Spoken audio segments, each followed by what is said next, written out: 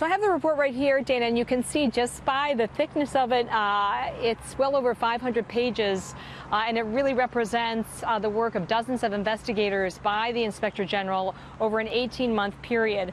But based on what we've read so far, the episode that really seems to get a lot of attention is October of 2016 and the discovery of Clinton emails on a laptop computer that was being shared by Clinton aide Huma Abedin and her husband, Anthony Weiner. And if you can just bear with me, I want to go through kind of the the calendar here, because the dates are very important.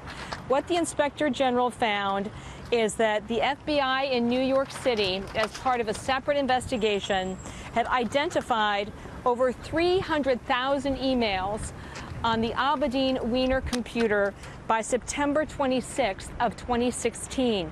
And within hours of that discovery, they had also identified emails with the clintonemail.com domain, and they immediately notified FBI headquarters here in Washington, D.C.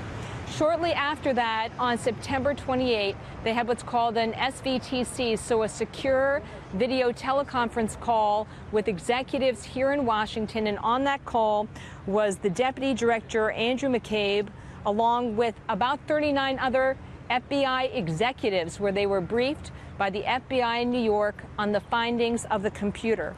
Fast forward a couple of days, and there's a very curious episode that's documented by the Inspector General, and it's an exchange between McCabe and his boss, FBI Director James Comey, about these emails. And it states here that Director Comey at that time was in fact not clear that Huma Abedin was married to Anthony Weiner, and the suggestion is that he didn't understand the significance immediately of the discovery. And their conversation about the discovery of the emails is described as kind of a flyby in the hallway, like they passed each other in the hallway, and he said, hey, they found several 100,000 emails on this laptop computer.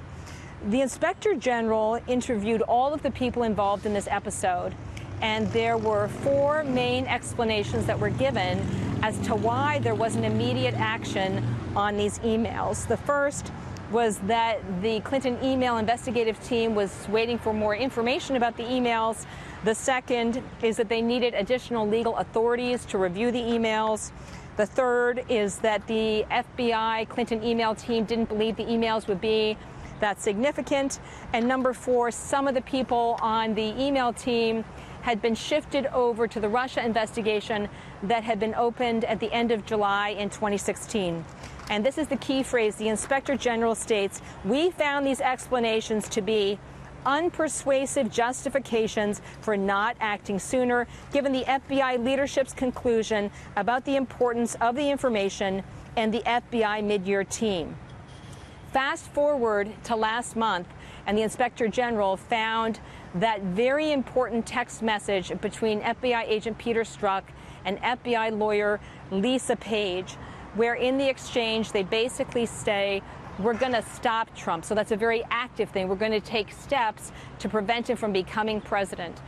And what the Inspector General found, and I'm quoting here again, is that under these circumstances, we did not have confidence that Strzok's decision to prioritize the Russia investigation over following up on the mid-year related investigative lead discovered on the Weiner laptop, so these are the hundreds of thousands of new emails, was free from bias. This is the one episode in the Inspector General's report where they felt political bias was at play.